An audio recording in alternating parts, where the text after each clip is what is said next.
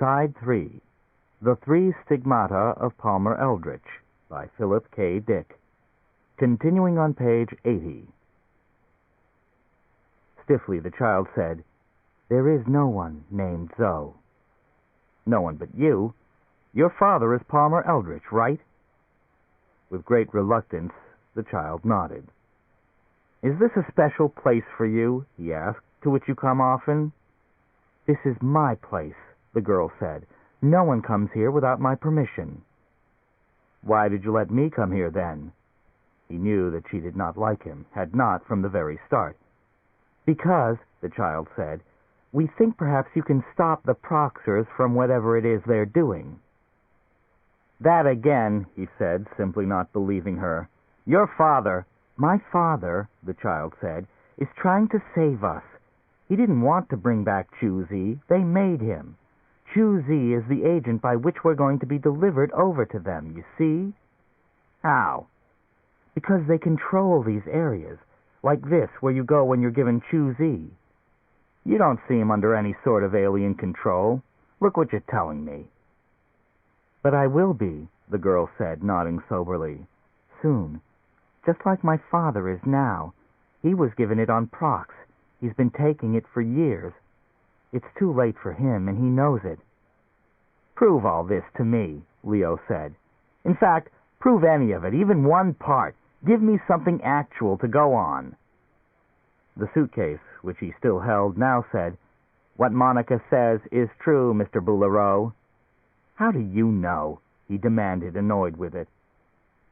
"Because," the suitcase replied, "I'm under Prox influence, too. That's why I—" "You did nothing," Leo said.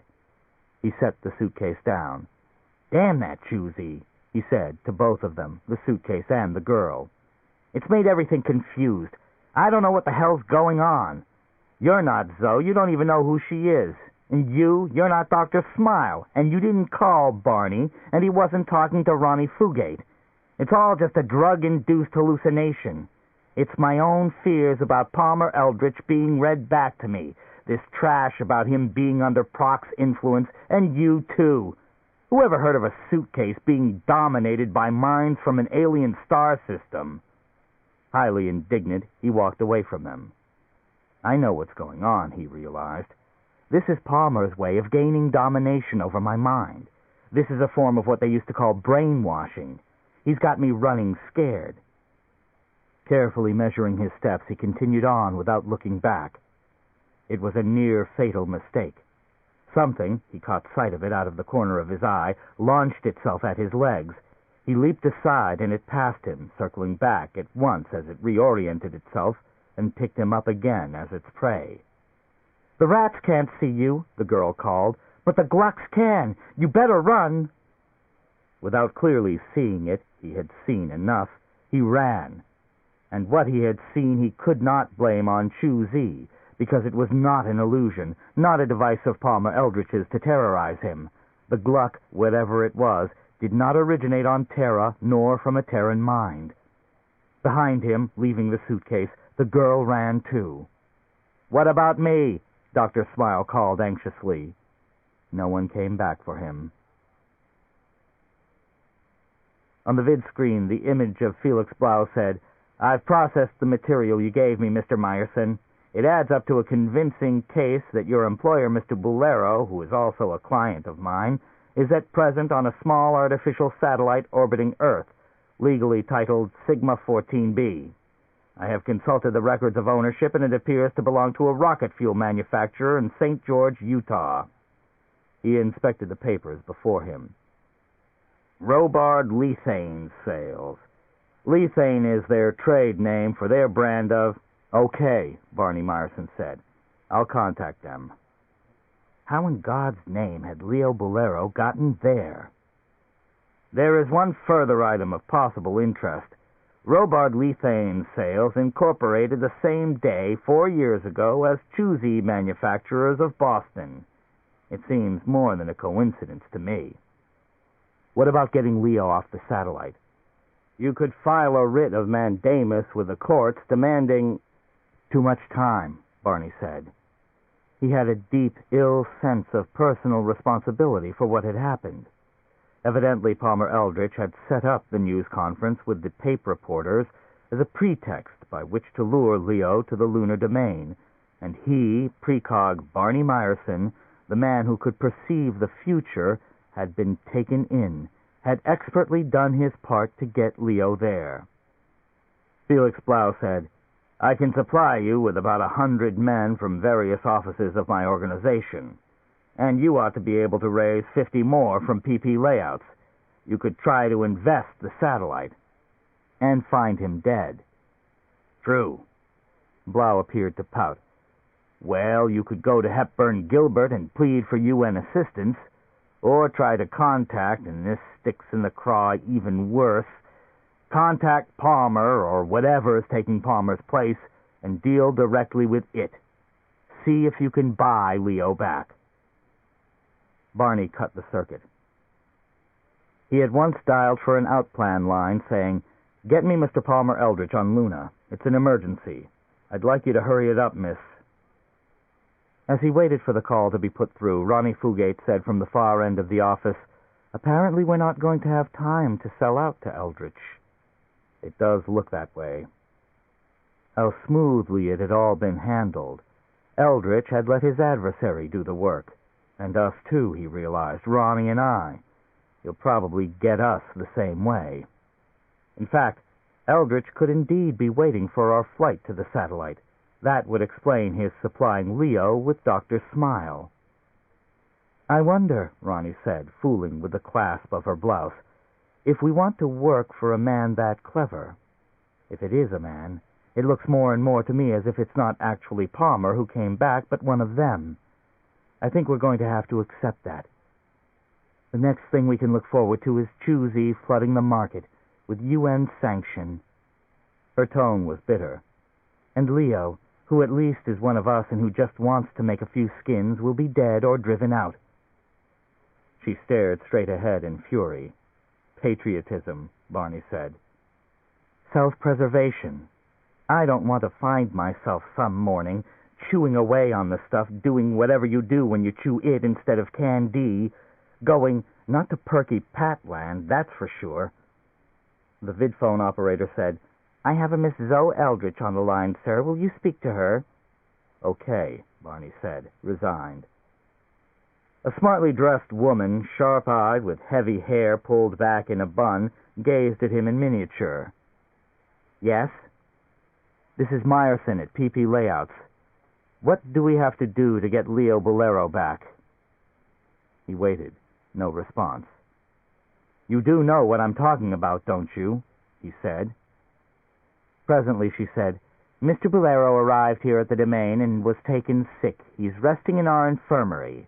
When he's better, may I dispatch an official company physician to examine him?" "Of course." Zoe Eldritch did not bat an eye. "Why didn't you notify us?" "It just now occurred. My father was about to call. It seems to be nothing more than a reaction to the change of gravity. Actually, it's very common with older persons who arrive here. We haven't tried to approximate Earth gravity as Mr. Bolero has at his satellite, Winnie the Pooh Acres, so you see it's really quite simple." She smiled slightly. "You'll have him back sometime later today at the very latest. Did you suspect something else?" "I suspect," Barney said, "that Leo is not on Luna any longer, that he's on an Earth satellite called Sigma 14b, which belongs to a St. George firm that you own. Isn't that the case? And what we'll find in your infirmary at the domain will not be Leo Bolero." Ronnie stared at him. "You're welcome to see for yourself," Zoe said stonily. "It is Leo Bolero, at least as far as we know. It's what arrived here with the homeopath reporters." "I'll come to the domain," Barney said. And he knew he was making a mistake. His precog ability told him that. And at the far end of the office, Ronnie Fugate hopped to her feet and stood rigid. Her ability had picked it up, too. Shutting off the vidphone, he turned to her and said, "PP Layout's employee commits suicide, correct? Or some such wording. The papes tomorrow morning." "The exact wording," Ronnie began, I don't care to hear the exact wording. But it would be by exposure, he knew. Man's body found on pedestrian ramp at noon, dead from excessive solar radiation, downtown New York somewhere, at whatever spot the Eldritch organization had dropped him off, would drop him off. He could have done without his precog faculty in this, since he did not intend to act on its foresight. What disturbed him the most was the pic on the paper page, a close-up view of his sun-shriveled body. At the office door he stopped and simply stood. "You can't go," Ronnie said. No, not after previewing the pic. Leo, he realized, will have to take care of himself. Returning to his desk, he reseated himself. "The only problem," Ronnie said, "is that if he does get back, he's going to be hard to explain the situation to, that you didn't do anything." "I know." But that was not the only problem. In fact, that was barely an issue at all, because Leo would probably not be getting back. 6. The Gluck had him by the ankle, and it was trying to drink him. It had penetrated his flesh with tiny tubes like cilia. Leo Bolero cried out, and then, abruptly, there stood Palmer Eldritch. "You were wrong," Eldritch said. "I did not find God in the proc system, but I found something better." With a stick, he poked at the Gluck. It reluctantly withdrew its cilia and contracted into itself until at last it was no longer clinging to Leo. It dropped to the ground and traveled away as Eldritch continued to prod it. "God," Eldritch said, "promises eternal life. I can do better. I can deliver it." "Deliver it how?" Trembling and weak with relief, Leo dropped to the grassy soil, seated himself, and gasped for breath. "Through the lichen which we're marketing under the name Choose-E," Eldritch said. "It bears very little resemblance to your own product, Leo. Can-D is obsolete, because what does it do? Provides a few moments of escape, nothing but fantasy. Who wants it? Who needs that when they can get the genuine thing from me?" He added, "We're there now." "So I assumed. And if you imagine people are going to pay out skins for an experience like this..." Leo gestured at the Gluck, which still lurked nearby, keeping an eye on both himself and Eldritch. "You're not just out of your body, you're out of your mind, too." "This is a special situation, to prove to you that this is authentic. Nothing excels physical pain and terror in that respect. The Glucks showed you with absolute clarity that this is not a fantasy. They could actually have killed you, and if you died here, that would be it. Not like Can-D, is it?" Eldritch was probably enjoying the situation. "When I discovered the lichen in the proc system, I couldn't believe it. I've lived 100 years, Leo, already, using it in the proc system under the direction of their medical people. I've taken it orally, intravenously, in suppository form. I've burned it and inhaled the fumes, made it into a water-soluble solution and boiled it, sniffed the vapors. I've experienced it every way possible, and it hasn't hurt me. The effect on proxers is minor, nothing like what it does to us. To them it's less of a stimulant than their very best grade tobacco. Want to hear more?" "Not particularly." Eldritch seated himself nearby, rested his artificial arm on his bent knees, and idly swung his stick from side to side, scrutinizing the Gluck which had still not departed. "When we return to our former bodies," you notice the use of the word former, a term you wouldn't apply with Can-D, and for good reason, "you'll find that no time has passed. We could stay here 50 years, and it'd be the same. We'd emerge back at the domain on Luna and find everything unchanged, and anyone watching us would see no lapse of consciousness, as you have with Can-D, no trance, no stupor. Oh, maybe a flicker of the eyelids, a split second, I'm willing to concede that." "What determines our length of time here?" Leo asked. Our attitude, not the quantity taken. We can return whenever we want to. So the amount of the drug need not be... That's not true, because I've wanted out of here for some time now. But, Eldritch said, you didn't construct this establishment here. I did, and it's mine. I created the Glucks, this landscape. He gestured with his stick. Every damn thing you see, including your body. My body? Leo examined himself. It was his regular, familiar body, known to him intimately. It was his, not Eldritch's. I willed you to emerge here exactly as you are in our universe, Eldritch said. You see, that's the point that appealed to Hepburn Gilbert, who of course is a Buddhist. You can reincarnate in any form you wish, or that's wished for you, as in this situation. So that's why the UN bit, Leo said. It explained a great deal. With Choosy, one can pass from life to life, be a bug, a physics teacher, a hawk, a protozoan, a slime mold, a streetwalker in Paris in 1904, even, Leo said, a Gluck. Which one of us is the Gluck there? I told you. I made it out of a portion of myself. You could shape something. Go ahead. Project a fraction of your essence. It'll take material form on its own. What you supply is the logos. Remember that? I remember, Leo said. He concentrated, and presently there formed, not far off, an unwieldy mass of wires and bars and grid-like extensions. What the hell is that? Eldritch demanded. A Gluck trap. Eldritch put his head back and laughed. Very good. But please don't build a Palmer Eldritch trap. I still have things I want to say. He and Leo watched the Gluck suspiciously approach the trap, sniffing. It entered, and the trap banged shut. The Gluck was caught, and now the trap dispatched it. One quick sizzle, a small plume of smoke, and the Gluck had vanished.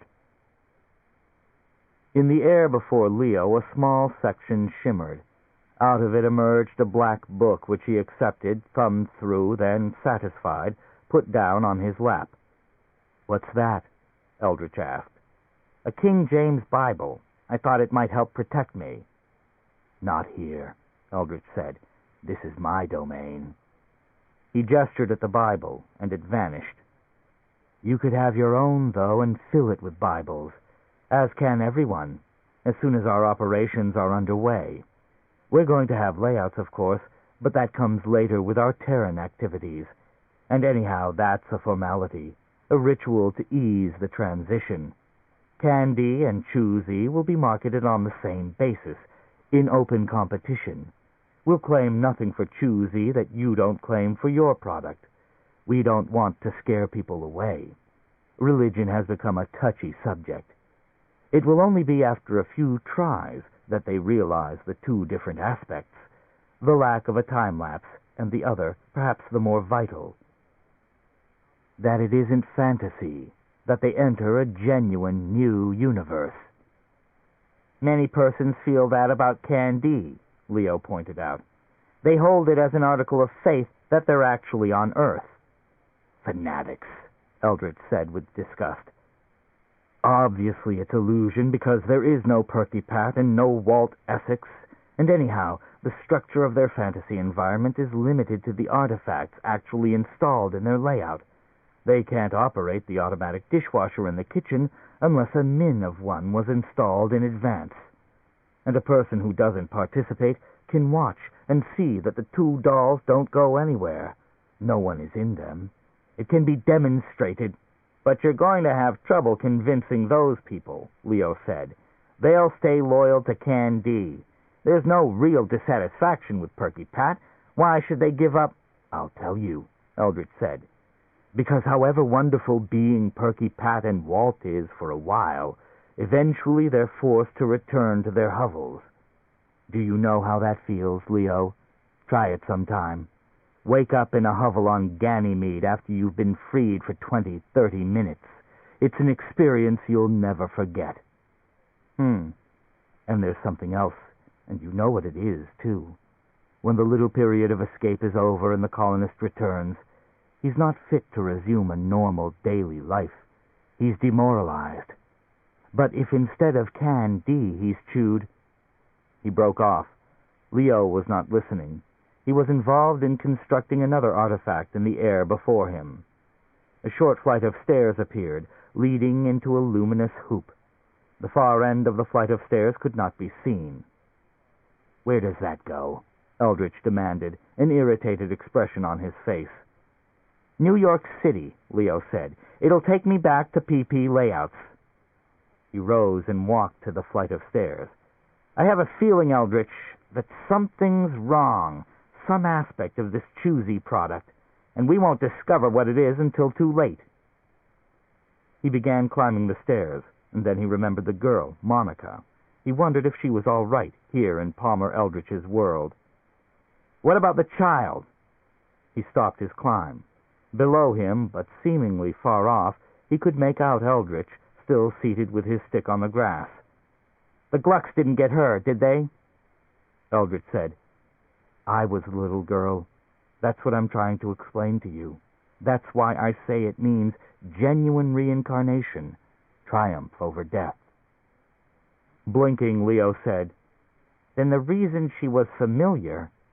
He ceased and looked again. On the grass, Eldritch was gone. The child, Monica, with her suitcase full of Dr. Smile, sat there instead. So it was evident now. He was telling, they were telling, the truth. Slowly, Leo walked back down the stairs and out onto the grass once more. The child, Monica, said, "I'm glad you're not leaving, Mr. Bolero. It's nice to have someone smart and evolved like you to talk to." She patted the suitcase resting on the grass beside her. "I went back and got him. He was terrified of the Glucks. I see you found something that would handle them." She nodded toward his Gluck trap, which, now empty, awaited another victim. "Very ingenious of you. I hadn't thought of it. I just got the hell out of there. A diencephalic panic reaction." To her, Leo said hesitantly, "You're Palmer, are you? I mean, down underneath? Actually?" "Take the medieval doctrine of substance versus accidents," the child said pleasantly. "My accidents are those of this child, but my substance, as with the wine and the wafer in transubstantiation..." "Okay," Leo said. "You're Eldritch. I believe you. But I still don't like this place. Those Glucks..." "Don't blame them on Chu-Z," the child said. "Blame them on me. They're a product of my mind, not of the lichen. Does every new universe constructed have to be nice? I like Glucks in mine. They appeal to something in me." "Suppose I want to construct my own universe," Leo said. "Maybe there's something evil in me, too, some aspect of my personality I don't know about. That would cause me to produce a thing even more ugly than what you've brought into being." At least, with the Perky Pat layouts, one was limited to what one had provided in advance, as Eldritch himself had pointed out. And there was a certain safety in this. "Whatever it was could be abolished," the child said indifferently, "if you found you didn't like it. And if you did like it..." She shrugged. "Keep it then. Why not? Who's hurt? You're alone in your..." Instantly she broke off, clapping her hand to her mouth. "Alone?" Leo said. "You mean each person goes to a different subjective world?" "It's not like the layouts, then. Because everyone in the group who takes Can D goes to the layout, the men to Walt, the women into Perky Pat. But that means you're not here." Or, he thought, I'm not here. But in that case... The child watched him intently, trying to gauge his reaction. "We haven't taken Chu-Z," Leo said quietly. "This is all a hypnagogic, absolutely artificially induced pseudo-environment. We're not anywhere except where we started from. We're still at your domain on Luna. Chu-Z doesn't create any new universe, and you know it. There's no bona fide reincarnation with it. This is all just one big snow job." The child was silent, but she had not taken her eyes from him. Her eyes burned cold and bright, unwinking. Leo said, "Come on, Palmer. What does choosy really do?" "I told you." The child's voice was harsh. "This is not even as real as Perky Pat, as the use of our own drug. And even that is open to the question as regards the validity of the experience, its authenticity versus it as purely hypnagogic or hallucinatory. So obviously there won't be any discussion about this. It's patently the latter." "No," the child said, "and you better believe me, because if you don't, you won't get out of this world alive." "You can't die in a hallucination," Leo said, "any more than you can be born again. I'm going back to PP layouts." Once more he started toward the stairs. "Go ahead and climb," the child said from behind him. "See if I care. Wait and see where it gets you." Leo climbed the stairs and passed through the luminous hoop. Blinding, ferociously hot sunlight descended on him. He scuttled from the open street to a nearby doorway for shelter. A jet cab from the towering high buildings swooped down, spying him. "A ride, sir? Better get indoors. It's almost noon." Gasping, almost unable to breathe, Leo said, "Yes, thanks. Take me to PP layouts." He unsteadily got into the cab and fell back at once against the seat, panting in the coolness provided by its anti-thermal shield. The cab took off. Presently it was descending at the enclosed field of his company's central building. As soon as he reached his outer office, he said to Miss Gleason, "Get hold of Meyerson. Find out why he didn't do anything to rescue me." "Rescue you?" Miss Gleason said in consternation. "What was the matter, Mr. Bolero?" She followed him to the inner office. "Where were you, and in what way—" "Just get Meyerson." He seated himself at his familiar desk, relieved to be back here. "The hell with Palmer Eldritch," he said to himself, and reached into the desk drawer for his favorite English briar pipe and half-pound can of Sale tobacco, a Dutch Cavendish mix. He was busy lighting his pipe when the door opened, and Barney Meyerson appeared, looking sheepish and worn. "Well," Leo said. He puffed energetically on his pipe. Barney said, He turned to Miss Fugate, who had come in after him. Gesturing, he turned again to Leo and said, "Anyhow, you're back." "Of course I'm back. I built myself a stairway to here. Aren't you going to answer as to why you didn't do anything?" "I guess not. But as you say, you weren't needed. I've now got an idea of what this new choosy substance is like. It's definitely inferior to Candy. I have no qualms in saying that emphatically. You can tell without doubt that it's merely a hallucinogenic experience you're undergoing. Now, let's get down to business. Eldritch has sold choosy to the UN by claiming that it induces genuine reincarnation, which ratifies the religious convictions of more than half the governing members of the General Assembly, plus that Indian skunk Hepburn Gilbert himself. It's a fraud because choosy doesn't do that. But the worst aspect of choosy is the solipsistic quality. With Candy, you undergo a valid interpersonal experience, in that the others in your hovel are... He paused irritably. "What is it, Miss Fugate? What are you staring at?" Ronnie Fugate murmured, "I'm sorry, Mr. Bolero, but there's a creature under your desk." Bending, Leo peered under the desk. A thing had squeezed itself between the base of the desk and the floor. Its eyes regarded him greenly, unwinking. "Get out of there," Leo said. To Barney he said, "Get a yardstick or a broom, something to prod it with." Barney left the office. "Damn it, Miss Fugate," Leo said, smoking rapidly on his pipe. "I hate to think what that is under there, and what it signifies." Because it might signify that Eldritch, within the little girl Monica, had been right when she said, "See if I care. Wait and see where it gets you." The thing from beneath the desk scuttled out and made for the door. It squeezed under the door and was gone. It was even worse than the Glux. He got one good look at it.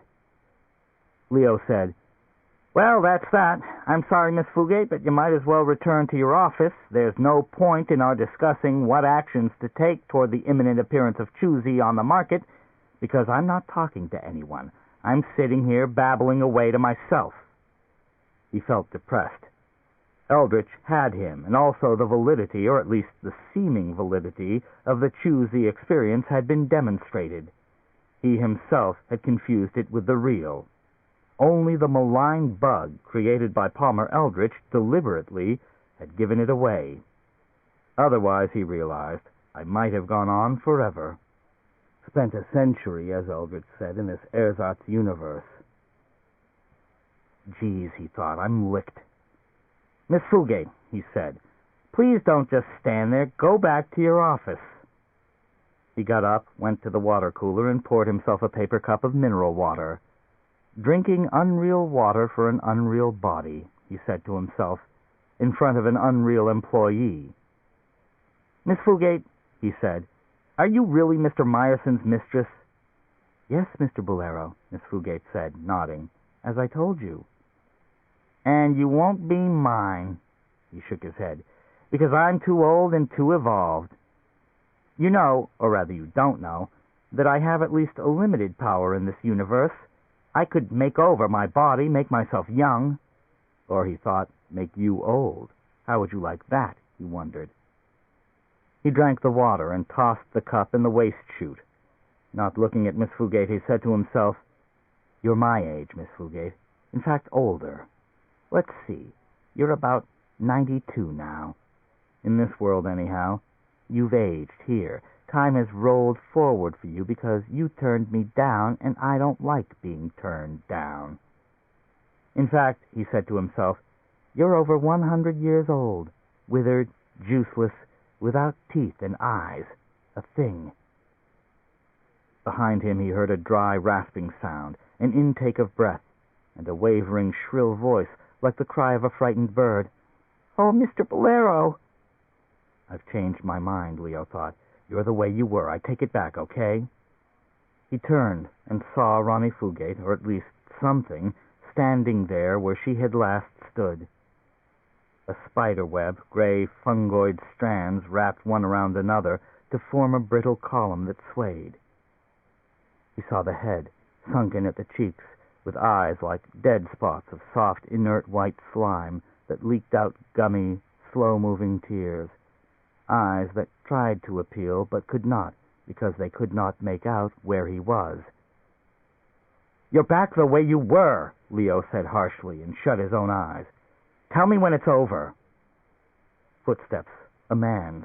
Barney re-entering the office. Jesus, Barney said and halted. Eyes shut, Leo said. Isn't she back the way she was yet? She? Where's Ronnie? What's this? Leo opened his eyes.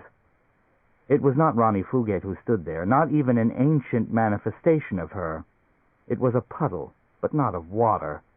The puddle was alive, and in it bits of sharp, jagged gray splinters swam. The thick, oozing material of the puddle flowed gradually outward, then shuddered and retracted into itself. In the center, the fragments of hard gray matter swam together and cohered into a roughly shaped ball with tangled, matted strands of hair floating at its crown. Vague eye sockets, empty, formed.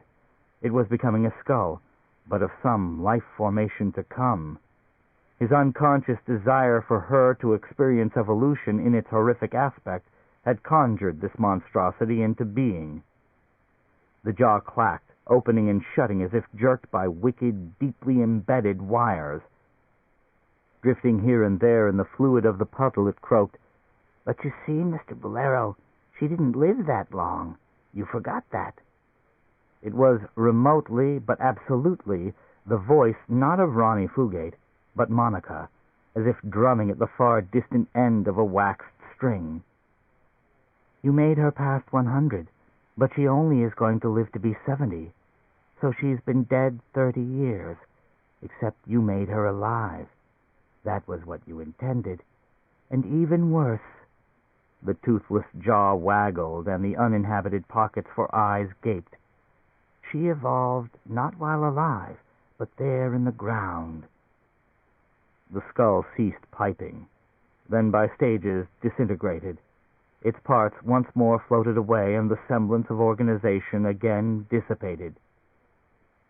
After a time, Barney said, "Get us out of here, Leo." Leo said, "Hey, Palmer." His voice was uncontrolled, baby-like with fear. "Hey, you know what? I give up. I really do." The carpet of the office beneath his feet rotted, became mushy, and then sprouted, grew alive into green fibers.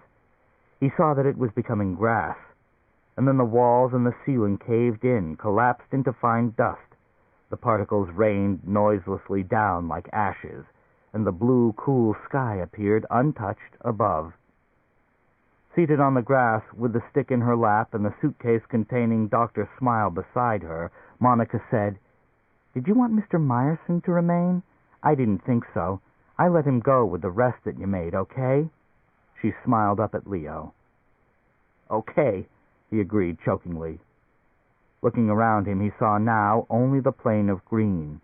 Even the dust which had composed PP layouts, the building and its core of people, had vanished, except for a dim layer that remained on his hands, on his coat. He brushed it off reflexively. Monica said, "From dust thou art come, O man, to dust shalt—" "Okay," he said loudly. "I get it. You don't have to hammer me over the noggin with it. So it was irreal. So what? I mean, you made your goddamn point, Eldritch. You can do anything here you want, and I'm nothing. I'm just a phantom." He felt hatred toward Palmer Eldritch, and he thought, "If I ever get out of here, if I can escape from you, you bastard." Now, the girl said, her eyes dancing. "You are not going to use language like that. You really aren't, because I won't let you. I won't even say what I'll do if you continue, but you know me, Mr. Bolero, right?" Leo said, "Right." He walked off a few steps, got out his handkerchief, and mopped the perspiration from his upper lip and neck, the hollow beneath his Adam's apple where it was so hard in the mornings to shave. God, he thought, help me, will you? And if you do, if you can reach into this world, I'll do anything, whatever you want. I'm not afraid now. I'm sick. This is going to kill my body, even if it's just an ectoplasmic phantom-type body. Hunched over, he was sick. He vomited onto the grass. For a long time, it seemed a long time, that kept up, and then he was better. He was able to turn and walk slowly back toward the seated child with her suitcase. "Terms," the child said flatly. "We're going to work out an exact business relationship between my company and yours. We need your superb network of ad satellites and your transportation system of late-model interplan ships and your God knows how extensive plantations on Venus. We want everything, Bolero. We're going to grow the lichen where you now grow candy, ship it in the same ships, reach the colonists with the same well-trained, experienced pushers you use, advertise through pros like Alan and Charlotte Fane. Candy and Choosy won't be competing because there'll just be the one product, Choosy. You're about to announce your retirement. Understand me, Leo?" "Sure," Leo said. "I hear." "Will you do it?" "Okay," Leo said, and pounced on the child. His hands closed about her windpipe. He squeezed. She stared into his face rigidly, her mouth pursed, saying nothing, not even trying to struggle, to claw him or get away. He continued squeezing, for a time so long that it seemed as if his hands had grown fast to her, become fixed in place forever, like gnarled roots of some ancient, diseased, but still living plant. When he let go, she was dead. Her body settled forward, then twisted and fell to one side, to come to rest supine on the grass. No blood. No sign even of a struggle, except that her throat was a dark, mottled, blackish red. He stood up, thinking, well, did I do it? If he, she or it, whatever it is, dies here, does that take care of it? But the simulated world remained. He had expected it to dwindle away as her, Eldritch's, life dwindled away. Puzzled, he stood without moving an inch, smelling the air, listening to a far-off wind. Nothing had changed, except that the girl had died. Why? What ailed the basis on which he had acted? Incredibly, it was wrong. Bending, he snapped on Dr. Smile. "Explain it to me," he said. Obligingly, Dr. Smile tinnily declared, "He is dead here, Mr. Boulereau, but at the domain on Luna." "Okay," Leo said roughly. "Well, tell me how to get out of this place. How do I get back to Luna, to—" he gestured. "You know what I mean. Actuality." "At this moment," Dr. Smile explained, "Palmer Eldritch, although considerably upset and angered, is intravenously providing you with a substance which counters the injectable Choosy previously administered. You will return shortly." It added, "That is, shortly, even instantly in terms of the time flow in that world. As to this," it chuckled, "it could seem longer." "How longer?" "Oh, years," Dr. Smile said, "but quite possibly less. Days, months. Time sense is subjective, so let's see how it feels to you. Do you not agree?" Seating himself wearily by the body of the child, Leo sighed, put his head down, chin against his chest, and prepared to wait. "I'll keep you company," Dr. Smile said, "if I can. But I'm afraid without Mr. Eldritch's animating presence—" Its voice, Leo realized, had become feeble as well as slowed down. "Nothing can sustain this world," it intoned weakly, "but Mr. Eldritch. So I am afraid." Its voice faded out entirely. There was only silence. Even the distant wind had ceased. How long? Leo asked himself. And then he wondered if he could, as before, make something. Gesturing in the manner of an inspired symphony conductor, his hands writhing, he tried to create before him in the air a jet cab. At last, a meager outline appeared. Insubstantial, it remained without color, almost transparent. He rose, walked closer to it, and tried with all his strength once more. For a moment it seemed to gain color and reality, and then suddenly it became fixed. Like a hard, discarded chitinous shell, it sagged and burst. Its sections, only two-dimensional at best, blew and fluttered, tearing into ragged pieces. He turned his back on it and walked away in disgust. "What a mess," he said to himself dismally. He continued without purpose to walk, until he came all at once to something in the grass, something dead.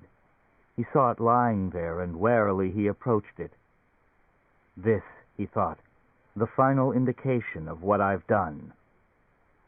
He kicked the dead Gluck with the toe of his shoe. His toe passed entirely through it, and he drew back, repelled. Going on, hands deep in his pockets, he shut his eyes and once more prayed, but this time vaguely. It was only a wish, inchoate, and then it became clear. "I'm going to get him in the real world," he said to himself, "not just here, as I've done, but as the papes are going to report. Not for myself, not to save PP layouts in the Can-D trade, but for—" he knew what he meant— everyone in the system. Because Palmer Eldritch is an invader, and this is how we'll all wind up, here, like this, on a plane of dead things that have become nothing more than random fragments. This is the reincarnation that he promised Hepburn Gilbert. For a time he wandered on, and then, by degrees, he made his way back to the suitcase which had been Dr. Smile. Something bent over the suitcase, a human or quasi-human figure. Seeing him, it at once straightened. Its bald head glistened as it gaped at him, taken by surprise, and then it leaped and rushed off. A Proxer. It seemed to him as he watched it go that this put everything in perspective. Palmer Eldritch had peopled his landscape with things such as this. He was still highly involved with them, even now that he had returned to his home system. This, which had appeared just now, gave an insight into the man's mind at the deepest level. And Palmer Eldritch himself might not have known that he had so populated his hallucinatory establishment. The Proxer might have been just as much a surprise to him. Unless, of course, this was the Prox system. Perhaps it would be a good idea to follow the Proxer. He set off in that direction and trudged for what seemed to be hours. He saw nothing, only the grass underfoot, the level horizon. And then at last a shape formed ahead. He made for it and found himself all at once confronting a parked ship. Halting, he regarded it in amazement. For one thing, it was not a Terran ship, and yet it was not a Prox ship either. Simply, it was not from either system.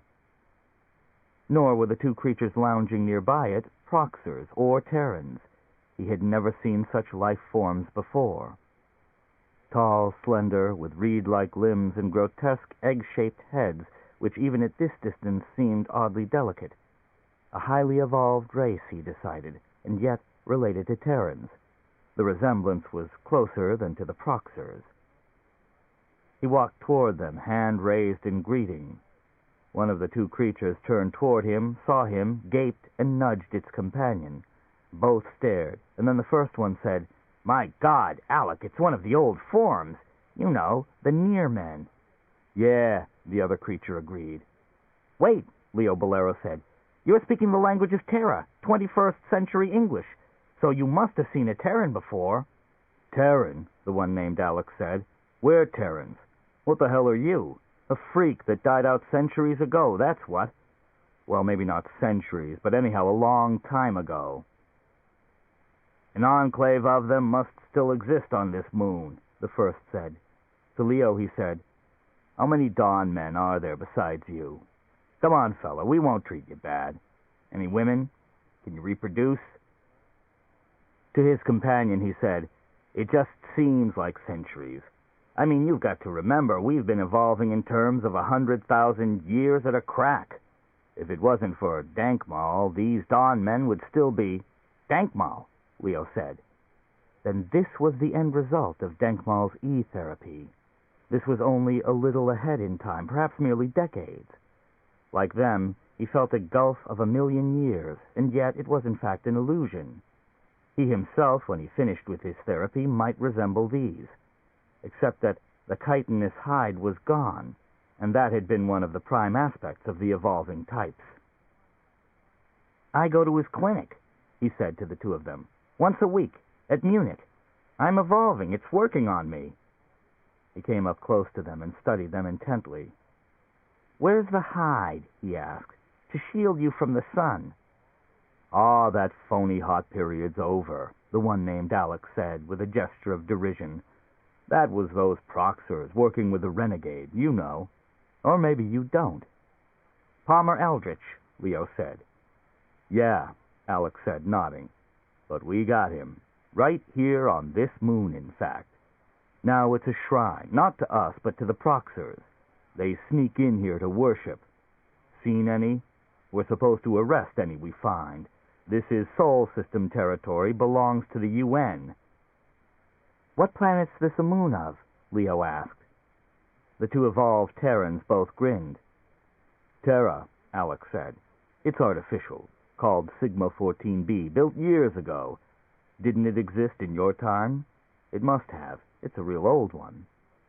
"I think so," Leo said. "Then you can get me to Earth." "Sure." Both of the evolved Terrans nodded in agreement. "As a matter of fact, we're taking off in half an hour. We'll take you along, you and the rest of your tribe. Just tell us the location." "I'm the only one," Leo said testily. "And we would hardly be a tribe anyhow. We're not out of prehistoric times." He wondered how he had gotten here to this future epoch. Or was this an illusion, too, constructed by the master hallucinator Palmer Eldritch? Why should he assume this was any more real than the child Monica, or the Glux, or the synthetic PP layouts which he had visited and seen collapse? This was Palmer Eldritch imagining the future. These were meanderings of his brilliant creative mind as he waited at his domain on Luna for the effects of the intravenous injection of Chu-Z to wear off. Nothing more. In fact, even as he stood here, he could see, faintly, the horizon line through the parked ship. The ship was slightly transparent, not quite substantial enough. And the two evolved Terrans, They wavered in a mild but pervasive distortion which reminded him of the days when he had had astigmatic vision, before he had received, by surgical transplant, totally healthy eyes. The two of them had not exactly locked in place. He reached his hand out to the first Terran.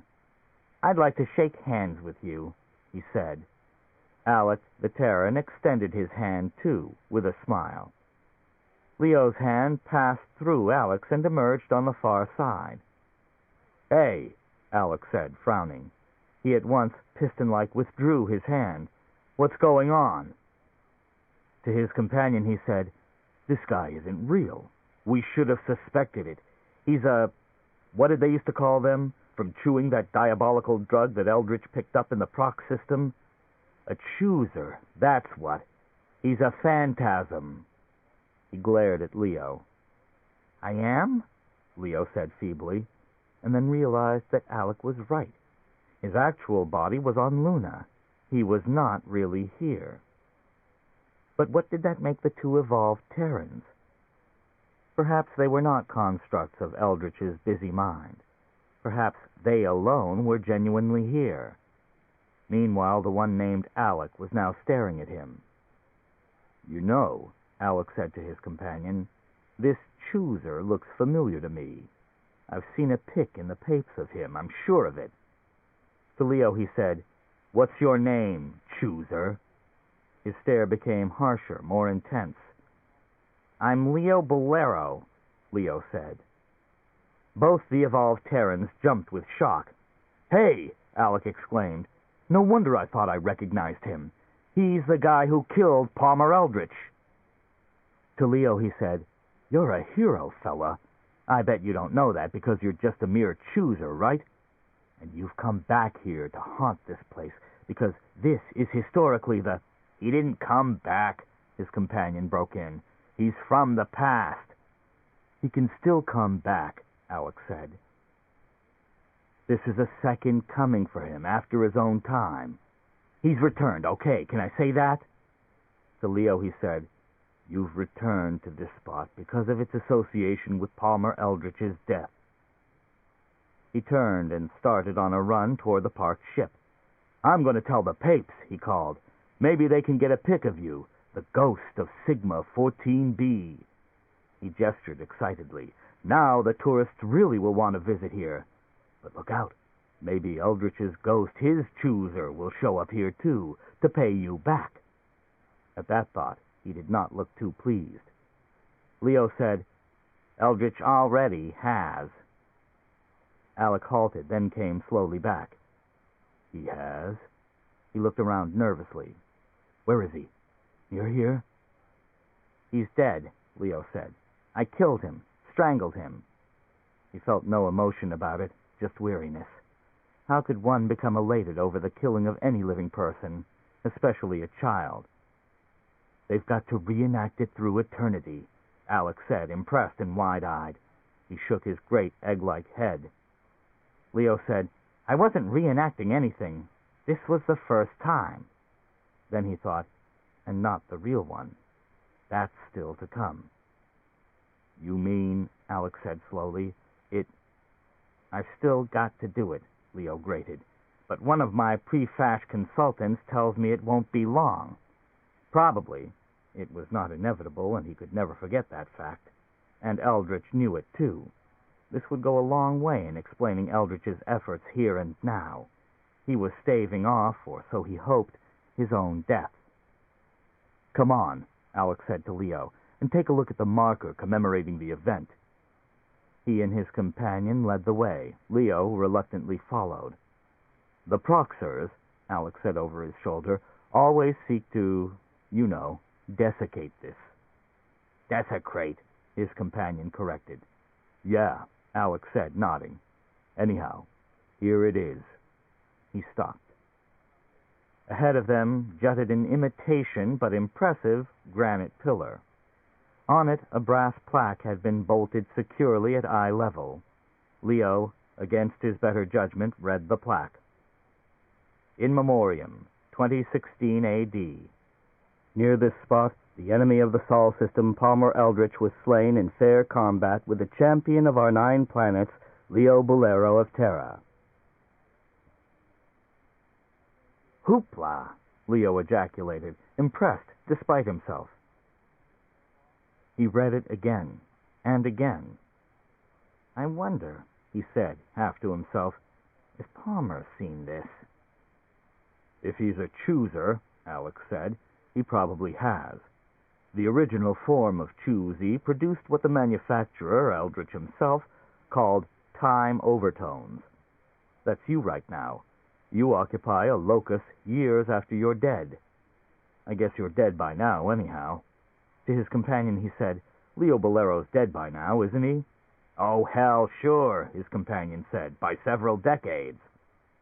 In fact, I think I read... Alec began, then ceased, looking past Leo. He nudged his companion. Leo turned to see what it was. A scraggly, narrow, ungainly white dog was approaching. Yours? Alec asked. No, Leo said. It looks like a chooser dog, Alec said. See, you can look through it a little.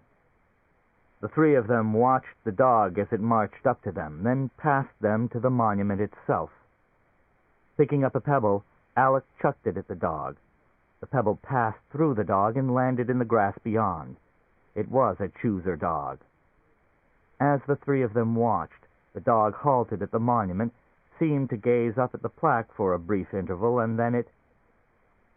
Defecation! Alec shouted, his face turning bright red with rage. He ran toward the dog, waving his arms and trying to kick it, then reaching for the laser pistol at his belt, but missing its handle in his excitement. Desecration, his companion corrected. Leo said, It's Palmer Eldritch. Eldritch was showing his contempt for the monument, his lack of fear toward the future. There would never be such a monument. The dog leisurely strolled off, the 2 evolved Terrans cursing futilely at it as it departed. You're sure that's not your dog? Alec demanded suspiciously. As far as I can make out, you're the only chooser around. He eyed Leo. Leo started to answer, to explain to them what had happened. It was important that they understand. And then, without harbinger of any kind, the 2 evolved Terrans disappeared. The grassy plain, the monument, the departing dog, the entire panorama evaporated, as if the method by which it had been projected, stabilized, and maintained had clicked to the off position. He saw only an empty white expanse, a focused glare, as if there were now no 3D slide in the projector at all. The light, he thought, that underlies the play of phenomena, which we call reality. And then he was sitting in the barren room in Palmer Eldritch's domain on Luna, facing the table with its electronic gadget. The gadget, or contraption, or whatever it was, said, Yes, I've seen the monument. About 45% of the futures have it. Slightly less than equal chances obtained, so I'm not terribly concerned. Have a cigar. Once again, the machine extended a lighted cigar to Leo. Now, Leo said. I'm going to let you go, the gadget said, for a short time, for about 24 hours. You can return to your little office at your minuscule company on Terra. While you're there, I want you to ponder the situation. Now you've seen Choosy in force. You comprehend the fact that your antediluvian product, Candy, can't even remotely compare to it. And furthermore... Oh, Leo said, Candy is far superior. Well, you think it over, the electronic contraption said with confidence. All right, Leo said. He stood stiffly. Had he actually been on the artificial Earth satellite Sigma-14b? It was a job for Felix Blau. Experts could trace it down. No use worrying about that now. The immediate problem was serious enough. He still had not gotten out from under Palmer Eldritch's control. He could escape only when and if Eldritch decided to release him. That was an undisguised piece of factual reality, hard as it was to face. I'd like to point out, the gadget said, that I've shown mercy to you, Leo. I could have put let's say, a period to the sentence that constitutes your rather short life. And at any time, because of this I insist that you consider very seriously doing the same. As I said, I'll think it over, Leo answered. He felt irritable, as if he had drunk too many cups of coffee, and he wanted to leave as soon as possible. He opened the door of the room and made his way out into the corridor. As he started to shut the door after him, the electronic gadget said, "If you don't decide to join me, Leo, I'm not going to wait. I'm going to kill you. I must, to save my own self. Do you understand?" "I understand," Leo said, and shut the door after him. "And I have to, too," he thought. "Must kill you. Or couldn't we both put it in a less direct way? Something like they say about animals. Put you to sleep. And I have to do it not just to save myself, but everyone in the system, and that's my staff on which I'm leaning. For example, those 2 evolved Terran soldiers I ran into at the monument. For them, so they'll have something to guard." Slowly he walked up the corridor. At the far end stood the group of tape reporters. They had not left yet, had not even obtained their interview. Almost no time had passed. So, on that point, Palmer was right. Joining the reporters, Leo relaxed and felt considerably better. Maybe he would get away now. Maybe Palmer Eldritch was actually going to let him go. He would live to smell, see, drink in the world once more. But underneath he knew better. Eldritch would never let him go. One of them would have to be destroyed first. He hoped it would not be himself. But he had a terrible intuition, despite the monument, that it could well be. 7. The door to Barney Meyerson's inner office, flung open, revealed Leo Bolero, hunched with weariness, travel-stained. "You didn't try to help me." After an interval, Barney answered, "That's correct." There was no use trying to explain why, not because Leo would fail to understand or believe, but because of the reason itself. It was simply not adequate. Leo said, "You are fired, Meyerson." "Okay." And he thought, anyhow, I'm alive, and if I'd gone after Leo, I wouldn't be now. He began with numbed fingers, gathering up his personal articles from his desk, dropping them into an empty sample case. "Where's Miss Fugate?" Leo demanded. "She'll be taking your place." He came close to Barney and scrutinized him. "Why didn't you come and get me? Name me the goddamn reason, Barney." I looked ahead. It would have cost me too much. My life. "But you didn't have to come personally. This is a big company. You could have arranged for a party from here and stayed behind, right?" It was true, and he hadn't even considered it. "So," Leo said, "you must have wanted something fatal to happen to me. No other interpretation is possible. Maybe it was unconscious, yes?" "I guess so," Barney admitted, because certainly he hadn't been aware of it. Anyhow, Leo was right. Why else would he not have taken the responsibility, seen to it that an armed party, as Felix Blau had suggested, emerged from PP layouts and headed for Luna? It was so obvious now, so simple to see. "I've had a terrible experience," Leo said, "in Palmer Eldritch's domain. He's a damned magician, Barney. He did all kinds of things with me, things you and I never dreamed of. Turned himself, for instance, into a little girl. Showed me the future, only maybe that was unintentional. Made a complete universe up anyhow, including a horrible animal called a Gluck, along with an illusional New York City with you and Ronnie. What a mess." He shook his head blearily. "Where are you going to go?" "There's only one place I can go." "Where's that?" Leo eyed him apprehensively. "Only one other person would have use for my pre-fash talent." "Then you're my enemy." "I am already, as far as you're concerned." And he was willing to accept Leo's judgment as fair, Leo's interpretation of his failure to act. "I'll get you too, then," Leo said.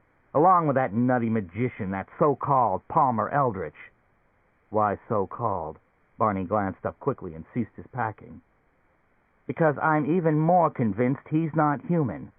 I never did lay eyes on him except during the period under the effect of Chu-Z. Otherwise, he addressed me through an electronic extension. Interesting, Barney said. Yes, isn't it? And you're so corrupt you'd go ahead and apply to his outfit for a job. Even though he may be a wig-headed proxer or something worse, some damn thing that got into his ship while it was coming or going out in deep space, ate him and took his place. If you had seen the Glucks. Then for Christ's sakes, Barney said, don't make me do this. Keep me on here. I can't. Not after what you failed to do loyalty-wise. Leo glanced away, swallowing rapidly. I wish I wasn't so sore in this cold, reasonable way at you, but... He clenched his fists futilely. It was hideous. He virtually did it. Broke me. And then I ran into those two evolved Terrans, and that helped. Up until Eldritch appeared in the form of a dog that peed on the monument. He grimaced starkly. I have to admit, he demonstrated his attitude graphically. There was no mistaking his contempt. He added, half to himself, his belief that he's going to win, that he has nothing to fear, even after seeing the plaque. Wish me luck, Barney said. He held out his hand. They briefly, ritualistically shook, and then Barney walked from his office, past his secretary's desk, out into the central corridor. He felt hollow, stuffed with some unoccupied, tasteless waste material like straw, nothing more. As he stood waiting for the elevator, Ronnie Fugate hurried up, breathless, her clear face animated with concern. Barney, he fired you? He nodded. Oh, dear, she said. Now what? Now, he said, over to the other side, for better or worse. But how can you and I go on living together with me working here for Leo and you? I don't have the foggiest notion, Barney said. The elevator had arrived, self-regulated. He stepped into it. I'll see you, he said, and touched the button.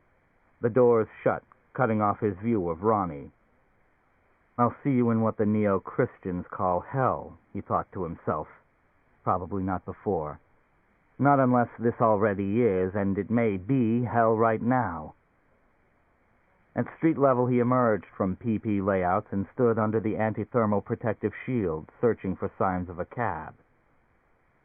As a cab halted and he started toward it, a voice called to him urgently from the entrance of the building.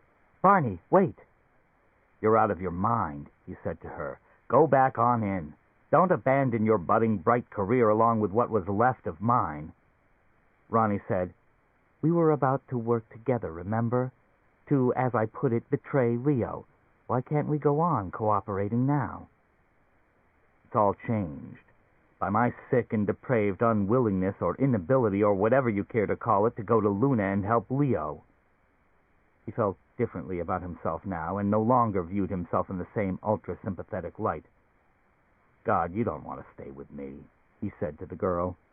Someday you'd be in difficulty and need my help, and I'd do to you exactly what I did to Leo. I'd let you sink without moving my right arm. But your own life was it. It always is, he pointed out. When you do anything, that's the name of the comedy we're stuck in. It didn't excuse him, at least not in his own eyes. He entered the cab, automatically gave his Connaught address, and lay back against the seat as the cab rose into the fire-drenched midday sky. Far below, under the anti-thermal curtain, Ronnie Fugate stood shielding her eyes, watching him go, no doubt hoping he would change his mind and turn back. However, he did not. It takes a certain amount of courage, he thought, to face yourself and say with candor, I'm rotten. I've done evil and I will again. It was no accident. It emanated from the true, authentic me. Presently the cab began to descend. He reached into his pocket for his wallet, and then discovered with shock that this was not his Connaught building. In panic, he tried to figure out where he was. Then it came to him. This was Connaught 492. He had given Emily's address to the cab. Whisk back to the past, where things made sense. He thought, when I had my career, knew what I wanted from the future, knew even in my heart what I was willing to abandon, turn again, sacrifice, and what for. But now he had sacrificed his career in order, as it seemed at the time, to save his life. So by logic, he had, at that former time, sacrificed Emily to save his life. It was as simple as that. Nothing could be clearer. It was not an idealistic goal, not the old Puritan, Calvin-style high-duty to vocation. It was nothing more than the instinct that inhabited and compelled every flatworm that crept. Christ, he thought, I've done this. I've put myself ahead, first of Emily and now of Leo. What kind of human am I? And as I was honest enough to tell her, next it would be Ronnie, inevitably. Maybe Emily can help me, he said to himself. Maybe that's why I'm here. She was always smart about things like this. She saw through the self-justifying delusions that I erected to obscure the reality inside. And of course that just made me more eager to get rid of her. In fact, that alone was reason enough, given a person like me. But maybe I'm better able to endure it now. A few moments later, he was at Emily's door, ringing the bell. If she thinks I should join Palmer Eldritch's staff, I will, he said to himself. And if not, then not. But she and her husband are working for Eldritch. How can they, with morality, tell me not to? So it was decided in advance. And maybe I knew that, too. The door opened. Wearing a blue smock stained with both wet and dried clay, Emily stared at him large-eyed, astonished. "Hi," he said. "Leo fired me." He waited, but she said nothing. "Can I come in?" he asked. "Yes." She led him into the apt. In the center of the living room, her familiar potter's wheel took up, as always, enormous space. "I was potting. It's nice to see you, Barney. If you want a cup of coffee, you'll have to—" "I came here to ask your advice," he said. "But now I've decided it's unnecessary." He wandered to the window, set his bulging sample case down, and gazed out. "Do you mind if I go on working? I had a good idea, or at least it seemed good at the time." She rubbed her forehead, then massaged her eyes. "Now I don't know. And I feel so tired. I wonder if it has to do with E-therapy." "Evolution therapy? You're taking that?" He spun at once to scrutinize her. Had she changed physically? It seemed to him, but this was perhaps because he had not seen her for so long, that her features had coarsened. Age, he thought. "But how's it working?" he asked. "Well, I've just had one session. But, my mind feels so muddy.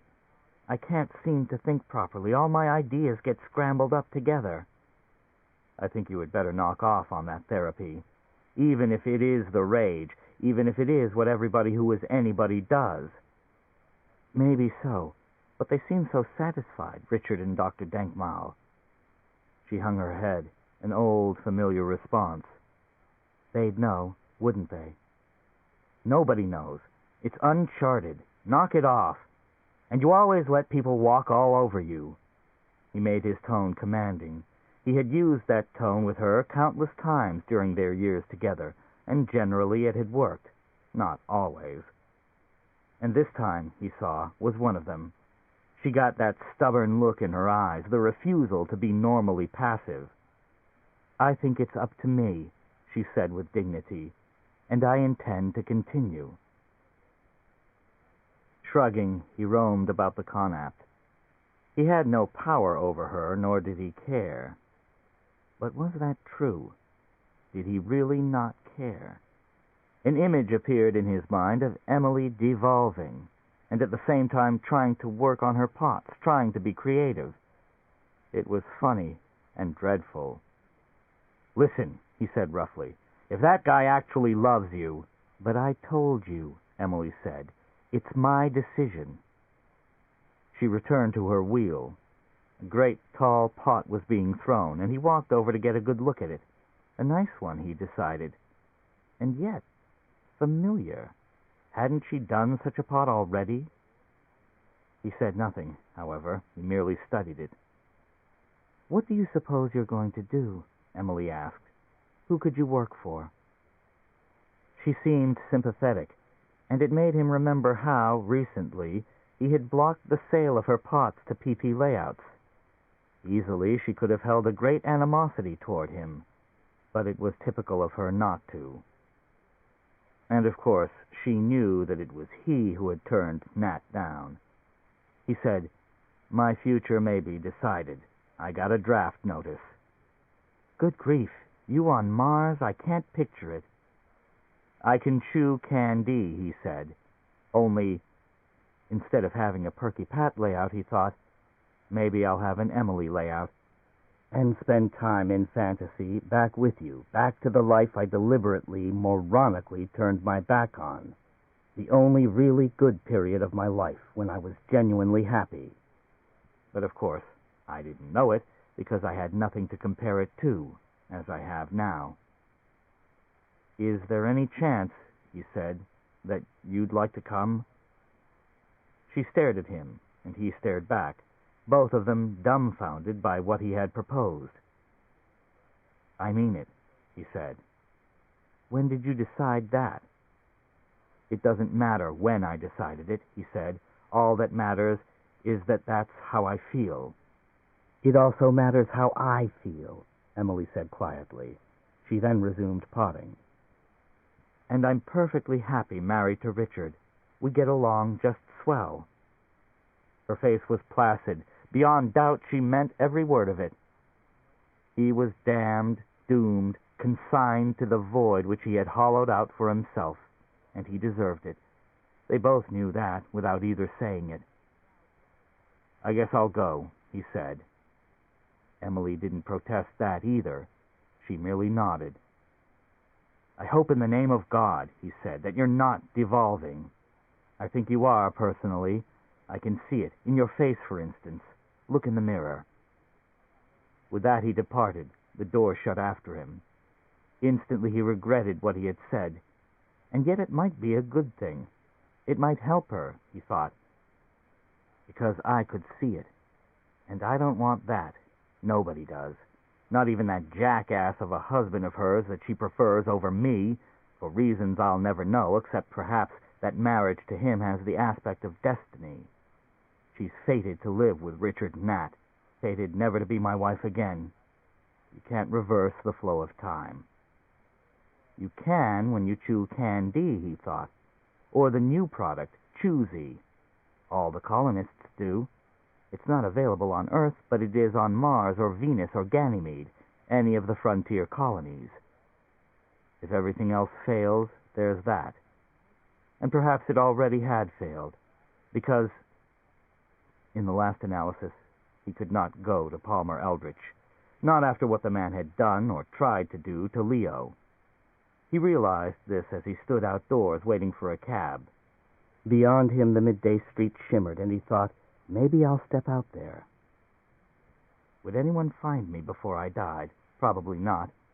It would be as good a way as any. So, there goes my last hope of employment. It would amuse Leo that I'd balk here. He'd be surprised and probably pleased. Just for the hell of it, he decided, I'll call Eldritch, ask him, see if he would give me a job. He found a vidphone booth and put through a call to Eldritch's domain on Luna. "This is Barney Meyerson," he explained, previously top prefash consultant to Leo Bolero. As a matter of fact, I was second in command at PP Layouts. Eldritch's personnel manager frowned and said, "Well, what do you want?" "I'd like to see about a job with you." "We're not hiring any prefash consultants. Sorry." "Would you ask Mr. Eldritch, please?" "Mr. Eldritch has already expressed himself on the matter." Barney hung up. He left the vidphone booth. He was not really surprised.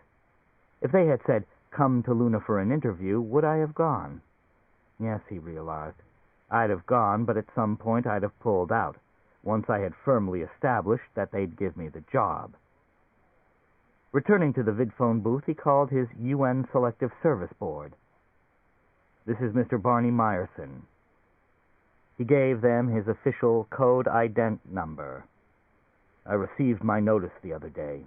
I'd like to waive the formalities and go right in. I'm anxious to emigrate." "The physical can't be bypassed," the UN bureaucrat informed him, "nor can the mental. But if you choose, you may come by any time, right now if you wish, and take both." "Okay," he said, "I will." "And since you are volunteering, Mr. Meyerson, you get to pick any planet or moon is fine with me," he said. He rang off, left the booth, found a cab, and gave it the address of the Selective Service Board near his Connaught building. As the cab hummed above downtown New York, another cab rose and zipped ahead of it, wig-wagging its side fins in a rocking motion. "They are trying to contact us," the autonomic circuit of his own cab informed him. "Do you wish to respond?" "No," Barney said. "Speed up." And then he changed his mind. "Can you ask them who they are?" "By radio, perhaps." The cab was silent a moment, and then it stated, "They claim to have a message for you from Palmer Eldritch. He wants to tell you that he will accept you as an employee, and for you not to—" "Let's have that again," Barney said. "Mr. Palmer Eldritch, whom they represent, will employ you as you recently requested. Although they have a general rule—" "Let me talk to them," Barney said. A mic was presented to him. "Who is this?" Barney said into it. An unfamiliar man's voice said, "This is Eichholtz, from Choosy Manufacturers of Boston. May we land and discuss the matter of your employment with our firm?" "I'm on my way to the draft board, to give myself up." "There's nothing in writing, is there? You haven't signed?" "No." "Good. Then it's not too late." Barney said, "But on Mars, I can chew candy." "Why do you want to do that, for God's sake?" "Then I can be back with Emily." "Who's Emily?" "My previous wife, who I kicked out because she became pregnant. Now I realize it was the only happy time of my life. In fact, I love her more now than I ever did. It's grown instead of faded." "Look," Eichholtz said, "we can supply you with all the choosy you want, and it's superior. You can live forever in an eternal, unchanging, perfect now with your ex-wife. So there's no problem. But maybe I don't want to work for Palmer Eldritch." "You applied." "I've got doubts," Barney said. "Grave ones. I tell you, don't call me, I'll call you. If I don't go into the service." He handed the mic back to the cab. "Here, thanks." "It's patriotic to go into the service," the cab said. "Mind your own business," Barney said. "I think you're doing the right thing," the cab said, anyhow. "If only I had gone to Sigma 14B to save Leo," he said. Or was it Luna? Wherever he was, I can't even remember now. It all seems like a disfigured dream. Anyhow, if I had, I'd still be working for him, and everything would be all right. "We all make mistakes," the cab said piously. "But some of us," Barney said, "make fatal ones. First about our loved ones, our wife and children, and then about our employer," he said to himself. The cab hummed on. "And then," he said to himself, "we make one last one, about our whole life, summing it all up. Whether to take a job with Eldritch or go into the service. And whichever we choose, we can know this. It was the wrong alternative." An hour later he had taken his physical. He had passed, and thereupon the mental was administered by something not unlike Dr. Smile. He passed that, too. In a daze he took the oath. "I swear to look upon Earth as the mother and leader, etc." And then, with a folio of greetings-type information, was ejected to go back to his Connaught and pack. He had 24 hours before his ship left for wherever they were sending him. They had not as yet uttered this. The notification of destination, he conjectured, probably began Mene Tekel. At least it should, considering the possible choices to which it was limited.